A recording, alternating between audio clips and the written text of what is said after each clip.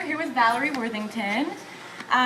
We should ask a couple questions about your experience and just questions that other girls may want to know, or at least I want to know, and I'm going to get the answers to. All right, sooner or one way or another, you're going to get the answers. That's right. My first question is about growing in the sport, having to train with mostly males. How do you transition to tournaments with that? I find it, for me, it's very difficult it's a very shocking difference. How did you deal with that? How I dealt with it and how I think it's possible to deal with it now are two different things, so I can tell you both. How I dealt with it was to compete as much as I could, and to sort of reduce that shock by understanding that there was going to be somewhat of a difference between training with my male training partners, who were wonderful for helping me prepare, but feeling a different energy, both in terms of just competition in general and also from women.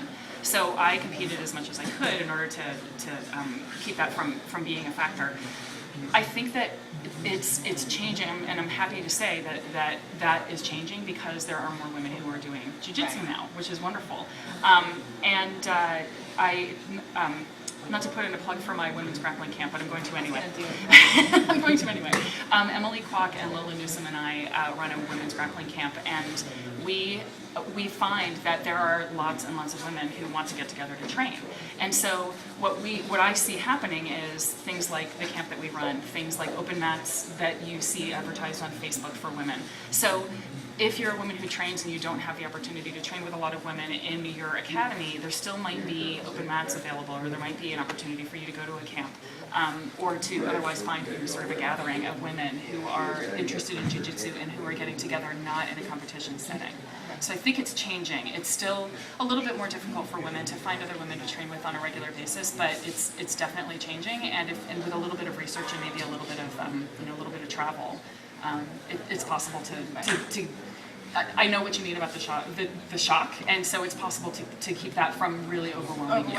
Right? Because it can be. Absolutely. It was for me. Absolutely. Well, and just in terms of competition, period, as someone who never thought that she would be a competitor at all, the people who compete professionally, they just make it look so easy. And for me, competing was a challenge anyway. I was afraid of it, and I just kept competing.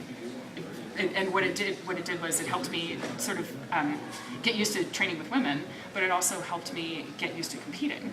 And I found, at least in my personal opinion, there's competition skill and there's jiu-jitsu skill, and the two aren't necessarily, there's some overlap, but you really do need to learn how to compete. Right. Just like you need to learn how to do certain techniques or understand jiu-jitsu. Right. And competing is such a big part of it for me, because it's so much more than just jiu-jitsu. It's an accomplishment. Even win or lose, you did something, you feel important that day, and I do have a lot of anxiety, which I'm sure is normal, but knowing that it does ease up and it can go away, or at least lessen, is good to know. And I certainly would not lump myself in with any of the elite competitors. I'm just someone who loves jiu-jitsu, and I wanted to get better at it, and I knew that competition was a way for me to get better. Right. So that's still how I think about competition, is that it's something that helps me get better, win or lose. It's nicer to win, but when you lose, that's when the learning happens. Exactly. I had mentioned this earlier. A good friend of mine talks about how he has developed a comfort with discomfort. So he goes to that uncomfortable place when he competes, but he's so familiar with it that it's just kind of part and parcel of what he does when he competes. So he's like, oh, there's that anxiety again. It's familiar. I know how to deal with that. Deal with it. Exactly. So I think and again, this is my personal opinion, that the more you compete, the more prepared you are, the more equipped you are to deal with those uncertainties, because they just become part of what you do. Right. Which is the best way to do it. It should be a part of you. Now, is there anything in training that you do specific to better yourself, even by yourself, or drilling, or workouts? Is there anything special? that you want to share with everybody? Sure. Well, so when I started competing, I realized that I was getting a lot of muscle fatigue pretty quickly, and I was also gassing. So I think that there was a big adrenaline dump that I didn't know how to handle yet.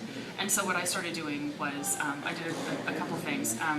But the main thing that I did was CrossFit. I started adding CrossFit into my training regimen, and it helped me get stronger, and it also helped me get better metabolic conditioning, and it also helped me psychologically, because some of those, I don't know if you do CrossFit or No, but I'm familiar with it, yeah. and some of those workouts are just sort of crazy, and you look at the workout ahead of time and you go, how am I going to get through this? And then when you're done with it, you go, yeah, that was terrible, but I did it. Right. And so it really does, I think, help instill a mental and a psychological toughness, or more of one. So that's helpful too. And then another thing that I did was dial in my diet, make sure that I was getting enough sleep. And the other thing that I find helpful is to take notes on the things that I learn. So I have a big, notebook full of technique and suggestions and thoughts that I want to keep in mind. So I make the time to write the notes, and now I need to make the time to review the notes. So that's the next step. But I do, I keep them with me, and sometimes I'll just flip open to a page and see, something that maybe I've been working on. And what's gratifying is if I look over at, a series of notes and I go, oh, you know what, I've started to actually incorporate that into my game, then I can look at the date and I can see when I first started to learn a certain set of techniques or a mindset, and then and how far along I've come, and I try to make a note of that too. So I would say for me, just in terms of training in general, but also with an eye toward competing, training regularly, of course, doing CrossFit. For me, I still do CrossFit, but I'm more focused on the weightlifting aspect of it. I like to pick up heavy things and then put them back down again really fast. And that for me is helpful, again, psychologically and physically. And then dialing in the diet and taking a lot of notes and sort of being mindful about what it is that I want to accomplish. Well, I really appreciate you talking with me. Oh, thank you for having me. We're gonna talk about some secret stuff later, so nobody else will know about that. Ooh, that sounds really good. Are these secrets you're going to tell me, or am I going to make some stuff up? You're gonna tell me. Okay, I'll make something up. But I appreciate it. Thank you so much. Thank you so much. Thank you. To stay updated what is going on the ATT Vero Beach or Renato Tavares Association, check the website attverobeach.com or rtbjja.org.